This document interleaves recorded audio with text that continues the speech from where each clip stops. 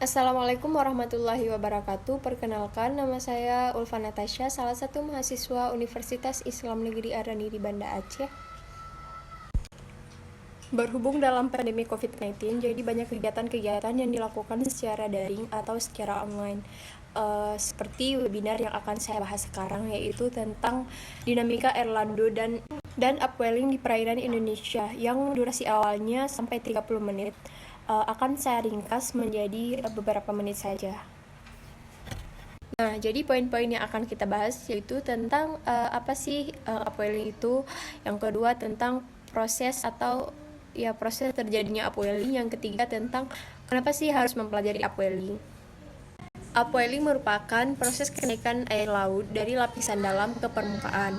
Akibatnya, air yang berasal dari lapisan dalam yang suhu dan salinitasnya lebih tinggi akan yang kaya akan nutrien juga akan terbawa ke permukaan.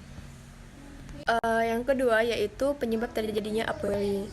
Nah, penyebab terjadinya upwelling itu disebabkan karena angin yang berhembus terus-menerus dan menyebabkan berpindahnya air dari permukaan pantai ke laut lepas, sehingga ruang kosong yang sudah terbentuk tadi akan terisi oleh air baru yang berasal dari dalam. Kemudian kenapa harus mempelajari upwelling? Nah, yang pertama itu karena pemupukan laut. Kedua, korelasi yang kuat antara produktivitas perikanan dan plankton dan kejadian upwelling. Nah, adapun upwelling di Indonesia yaitu di Sulawesi Utara, Laut Banda, Laut Halmahera. Nah, berdasarkan penelitian atau observasi diketahui bahwa upwelling di daerah timur lebih kuat daripada di daerah barat. Karena itu disebabkan karena pengaruh transport Ekman. Nah, selanjutnya yaitu Arlindo, yaitu arus lintas Indonesia.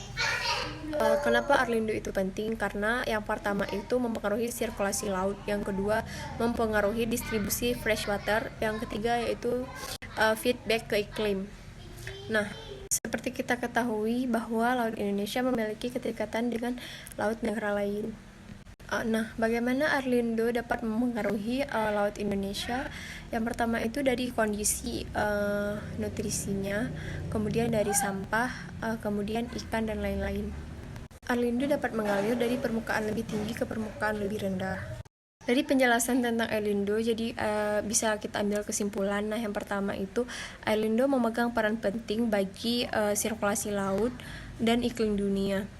Nah, keberadaan Arlindo mempengaruhi iklim, nutrien, dan sebaran ikan dan lingkungannya. Dulunya penentuan Arlindo hanya pada iklim dunia. Namun saat ini sudah diperluas termasuk di dalamnya biodiversitas, upwelling, lingkungan dan distribusi nutrien dan perikanan.